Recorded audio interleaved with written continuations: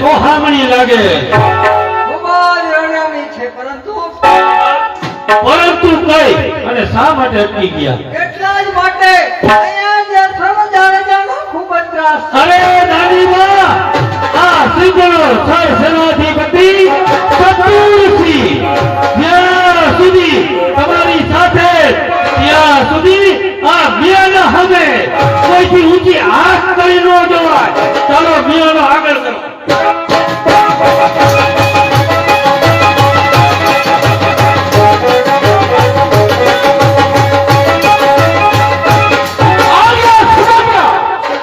આજે ભૂતિયા ડુંગરની ધારમાં મને કોઈ મજૂરી મેલાનો ઠોકા સંભળાય. જઈને તપાસ કરું કે મ્યાનો ક્યાંનો એ જુવાન મ્યાનો ક્યાંનો છે? આ મ્યાનો સિદ્ધનો મ્યાનો સિદ્ધનો. હા, તો પછી મ્યાનાની અંદર કોણ બેઠું છે? મ્યાનાની અંદર દાદીમા બેઠા. કોણ? સિદ્ધના રાજકુમારી દાદીમા. હા, આ મ્યાનાને અટકાવનાર તું છો કોણ? કચ્છની ધરતીઓ કાળોનાથ જેસલ જાડેજો બહાદુર બાબુ છું. આ જ્ઞાનની માંગણી કરું છું. અરે ગમે તે હોય, જેસલ હોય તો ભલે, જ્યાં સુધી આ ચતુર્થી છે ત્યાં સુધી કોના બાપની તાકાત કે જ્ઞાનને હાથ ન અડી. અરે ચતુર્થી, કોની સામે વાત કરે છે? તારી સામે વાત કરું તો પછી આવ શીશને કચ્છના પાણી માપી લે. આવ પછી આ ભરા લે.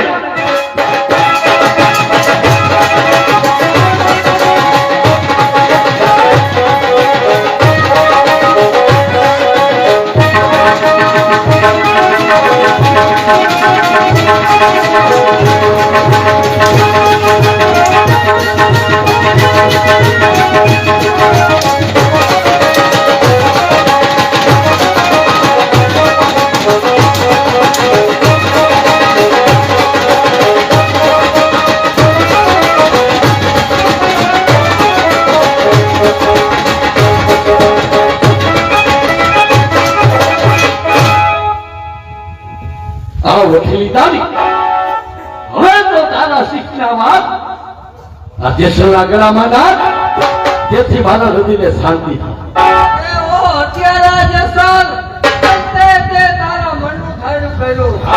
તારા ગળામાં તો જંગલમાં સર્પો ઘણા ફરે. એ ના કરને કાયમને માટે શાંતિ થઈ જાય. વકીલી દાદી, એક વખત તે મને મેળું માંગ્યું હતું કે કચ્છનો મેળવા જતી દેખો તો મેળાની વસૂલાત આજે ભૂખ્યા ડુંગરની ધારમાં થાય છે. જેસલ જાડેજાની માંગણી વધુ છે કે નહીં? ઓ પ્રભુ, શું જમાનો આવ્યો છે? લૂંટાય છે ખુલ્લેઆમ પ્રજા. શું જમાનો આવ્યો છે? અરે નથી બેનો દીકરીઓના સિંહણ સલામત. જમાનો આવ્યો છે. એ બધું કઈ કારણે બને? જમાનાની વાત એક બાજુ રાખ, કારણ કે હણે છે ભાઈ ભાઈઓને, હણે છે ભાઈ ભાઈઓને જમાનો હવે આવ્યો. કમાણી છે કસાઈઓને જમાનો હવે આવ્યો. તૂટે છે પુષ્પની કવિ જમાનો હવે આવ્યો. અરે વડિયાના બે ભાવ જમાનો હવે આવ્યો. એ જમાનાની બીક કોક બીજાને બતાવજે. જેસલ જાડેજાને નહીં. માંગણી મજૂર છે કે નહીં? આજે સુવારિયા અખિલિદાની ને અધ્યાની જુર્મા કેદ કરો અને વળી કરીને મારી પાસે હાજર કરો. જા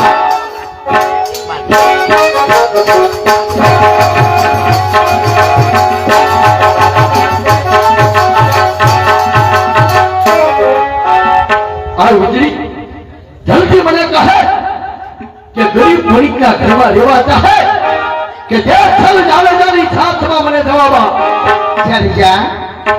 જ્યારે એક કાયર પુરુષની સાથે રહેવા કરતા તો એક વીર પુરુષની સાથે જીવવું મરવું વધારે સારું છે. થાબાસ થાબાસ વીજળી થાબાસ. કારણ કે ચોમાસાની વીજળી માત્ર 4 જ મહિના ચમકે. આ તો જેસલ જાડેજાની વીજળી છે. ઈ 12 મહિના ચમકે છે. તો ચમકાવ તારી વીજળીને ચમકાવ.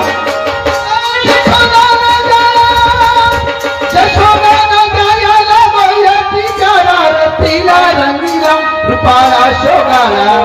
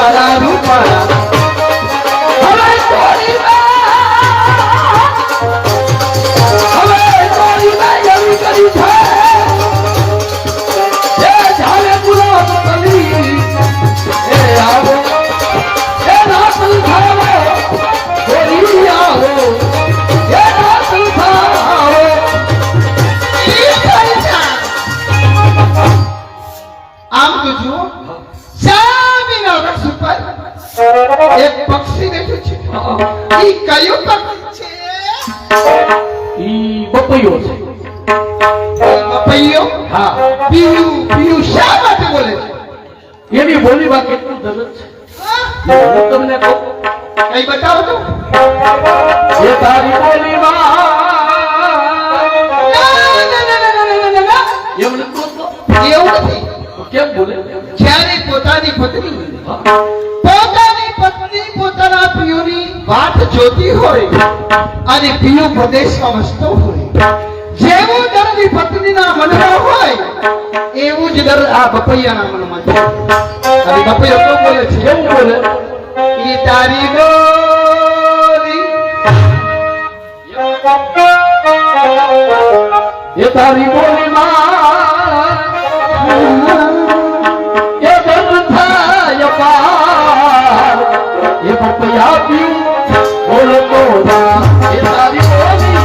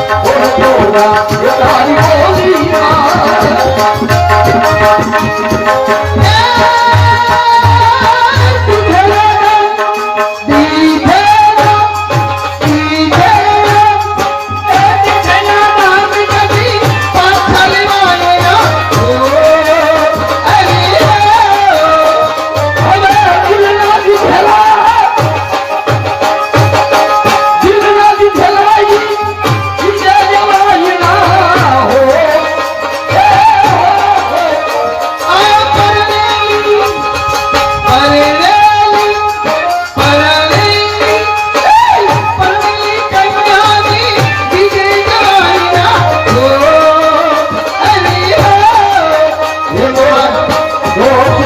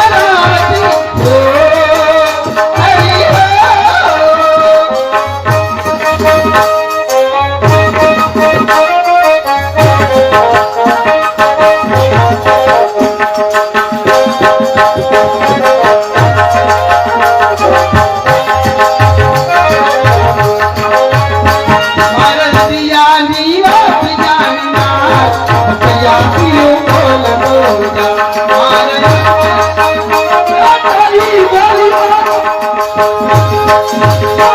તારી બોલીમાં દર્દ થાય પાર.